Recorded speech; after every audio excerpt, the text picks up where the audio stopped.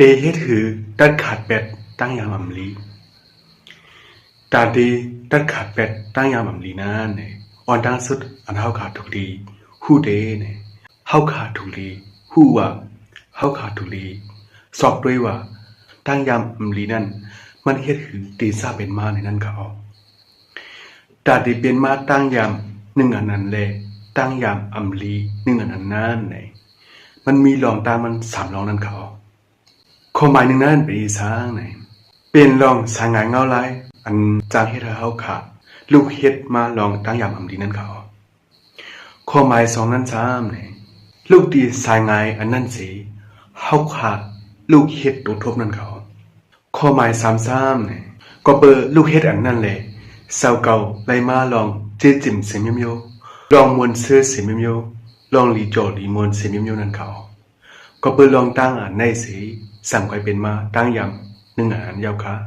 เพราะว่าเฮาขามายุคในตัวเด็กมันเจอเนี่ยเมื่อนำเฮาขาซับไว้อาเกียงตั้งยามหลุดเล่นยาในค่ะเลยเฮ็ดหือเลยเฮาขามาหลุดเล่นยามาเนี่ยเฮาขาก็อยู่ดีเอ้ยก็ก่อนมาหลุดเล่นยานั้นเขาเอ้ยก็มาหลุดเล่นยานั้นเนี่ยมันแต่ว่าเอ้ยก็ติดจำด้วยเล่นหนึ่งเนี่ยมันเดี๋ยวเล่นยานั้นมาเลี้ยงเฮามาปั่นเฮาจำด้วยเพราะว่าเฮาขาซ้ำด้วยอันหนึ่งเฮาขาซ้ำด้วยเลี้ยนหนึ่งก่อเนี่ยเฮาขาเป็นดุดเลี้ยนยากว่าลูกดีเฮ็ดนั่นจำได้ติ๊กนั่นสิเนี่ยวายมาเฮาขาก็มาหลุดเลี้ยนยามามื้อหนังข้าวเนี่ยข้าวกับยาเด็ดๆเอ้ยก็เสื่อนกินปูก็เสื่อนอมปูนั่นก็เนี่ย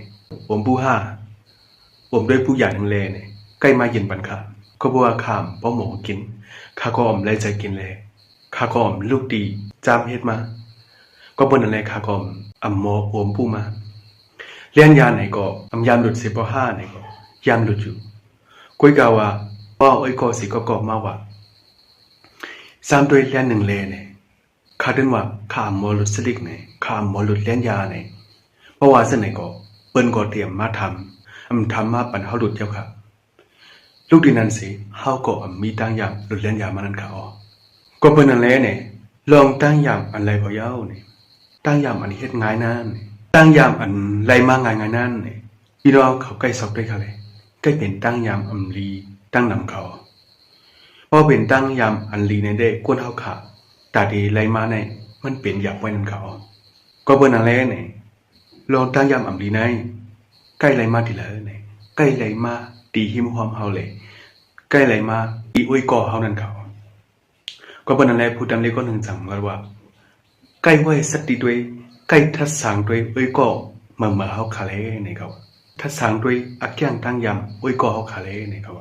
เพราะว่าเฮาค่ะมีเอ้ยก็ตื้อหรือมาหนึ่งก็เนี่ยตั้งยำเฮานั้นตีตื้อมาหนึ่งมิวในเขาเพราะเป็นตั้งยำดีเด้อำเป็นสังฆะเข้มเขาเพราะเป็นตั้งยำอำลีเด้เนี่ยเฮาค่ะถูกหลีไว้สติเอาค่ะ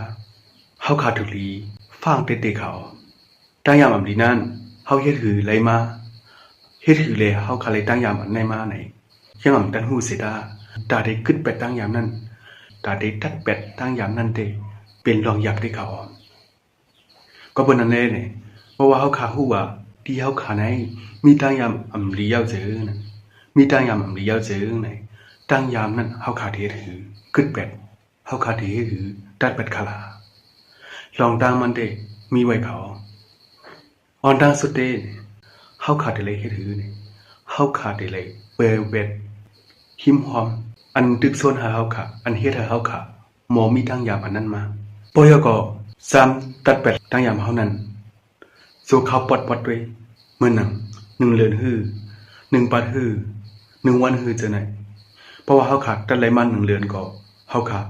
กึดด้วยเมื่อใน90วันฮื้อใน60วันฮื้อเนี่ยเฮาเฮ็ดจามด้วยเขายามปอดกวยเพราะแล้วก็เนี่ยเฮาขัดเลยคัดเจอเฮ็ดให้มันฮู้ว่าเป็นรองเหลอตึกส่วนเฮาก็เฮ็ดรองตั้งยามอันนำลีนั่นพอเป็นไรเฮาขัดเลยเวเป็ดอำนั้นก็เฮาขัดเลยหาลอกลายเฮ็ดกังมันเพราะแล้วก็เฮาขัดเลยเลี้ยงลายเป็ดหิมหอมเฮาเลี้ยงลายเป็ดอุ้ยก็เฮาจะให้ถือตัดขาดเป็ดอุ้ยก็เฮาก็อย่าไปกว่าปันข้าวยามเขาตั้งนำเส หาลอกไล่อันเตรียมจังทบเขาไล่ตาสีเลหาลอกไล่อันจังเตรียมใกล้ทบเขานั้นได้เป็นลองลีสิปัญญาค่ะเพราะว่าเขาขาเฮ็ดไรมาเขาขากึดไรมาข้าวยำอันเขาขามักมันไว้ข้าวยำอันเขาขากึดไปไรนั่นเสือเนี่ยเขาขาถึงเลยปันสู้ขึ้นตัวเจ้าเขาว่าเยาก็ตั้งยามนั่นสองเขาขาเฮ็ดแมนแทงห้าสองเขาขาเฮ็ดแมนแทงติ๊กเตอร์ห้าเนี่ยเขาขาถึงเลยเฮ็ดไว้ตีหมายตรองมันเขาขาถึงเลยหมายไว้นั่นเขาเพราะว่าเขาขาเคยมีเจอเฮ็ดแทงตั้งยามอำลีนั่นก็เนี่ยเขาขาถึงเลยหมอไว้สติดูเขาสิเขาขาถึงเลยหมอกุมทิ้งหามันเลยพอเยาก็หนังฮือเตรียมเฮ็ดแมนตั้งยามอำลีนั่นก็เนี่ยเขาขาถึงเลย